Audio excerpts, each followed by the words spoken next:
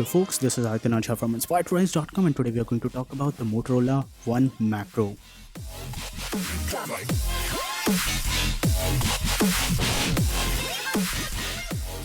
So guys, let's first start with the unboxing for the Moto One Macro. This is the official box for the smartphone. Inside you get a lot of stuff which we'll discuss in detail. And now let's just start with the unboxing process. The first thing that you will get on the inside upon opening this one is the smartphone, and it comes with a pre-installed TPU cover. There's the Moto dimple at the back which houses the fingerprint sensor, and this smartphone does get smudges easily. And you also get the SIM tray slot opener pin on the inside, along with documentation, warranty card, the readme guide and a lot of other stuff. And apart from that, you get the USB Type-C cable on the inside, and you also get a 5V 2A 10W charger for this smartphone. Now if I talk about few other things, there's no earphones present on the inside. And now let's move further talking about the build and design. It weighs around 186 grams. At the back you can see that there's a lot of camera sensors present. There's a dedicated 2 megapixel macro sensor on this smartphone, that's why its name is Moto One Macro. And on the left hand side you get a hybrid SIM tray slot for this one. On the right hand side there's the power button and the volume rocker, and the camera bump is not huge, it's just slight, so I feel that the overall design is well nuanced. It comes with a splash resistant body, and if we talk about what's on the bottom, there's the USB Type-C port along with the microphone and the speaker grill for the smartphone. Now if we talk about what's on the top, there's the 3.5mm jack along with the noise cancellation microphone for this one.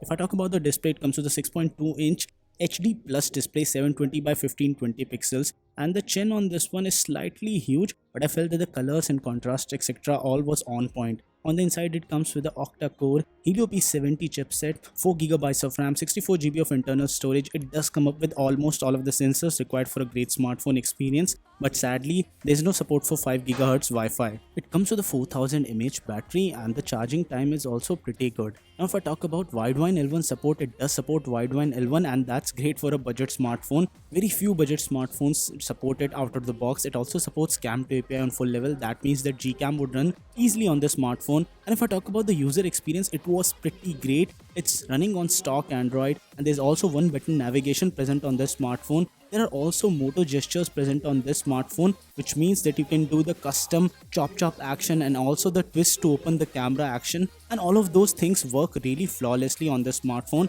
and I felt that the software experience is pretty good. Now if I talk about few other things like the benchmark scores, they were okay. P70 is a tried and tested chipset. The read-write speed also was average at best. It wasn't something really extraordinary. Now if I talk about the camera sensor on this one, it comes with a 13 megapixel f2.0 main sensor, 2 megapixel macro sensor and a 2 megapixel depth sensor.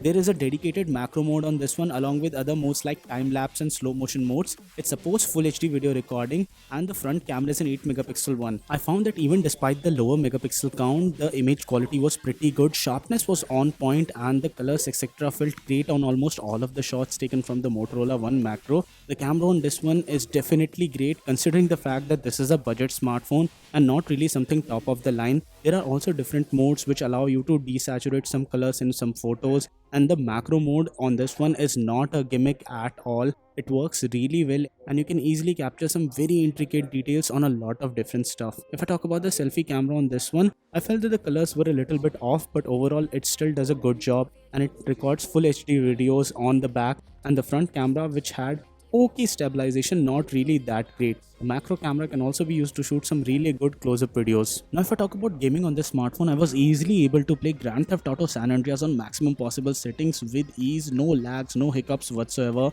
and the gaming also lasted pretty long. I was able to play PUBG on HD and high settings, and the overall gameplay experience was pretty good. Now if I talk about my overall experience while playing PUBG, I played PUBG for the whole match duration on this one. Very rarely do I find some smartphones enjoyable enough in the budget category so that I can play really good on them. I even had a 6 streak kill on this one while playing PUBG, and that's a testimony to the gaming experience on the smartphone. I even had a KD of 6 on this match, which particularly goes on to show that the experience was pretty smooth on this one. Even with HD and high settings, the temperature also didn't go really that high, so that was one of the better things about this smartphone.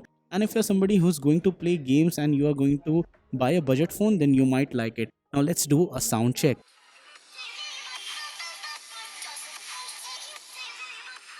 The overall sound quality was average at best, but still good enough for your normal day-to-day usage. The smartphone would retail for a price of 9,999, and for this price I believe that it's a great smartphone for people who want a stock Android experience. want a decent camera, a good battery life. But when compared against the Redmi 8, that device also offers a lot of stuff which is pretty good compared to the smartphone. The only redeeming factor for this smartphone is the fact that it has some really great different camera modes and a great stock Android experience, and maybe that is something which is really good compared to a lot of other smartphones out there. At the end of the day, it's your preference what kind of smartphone you want to buy. So guys, this was it for this video. In case you liked this video, don't forget to smash the thumbs up button and do subscribe to Inspired Toys for more awesome tech videos like this one. And guys, no matter what you do, stay inspired to rise.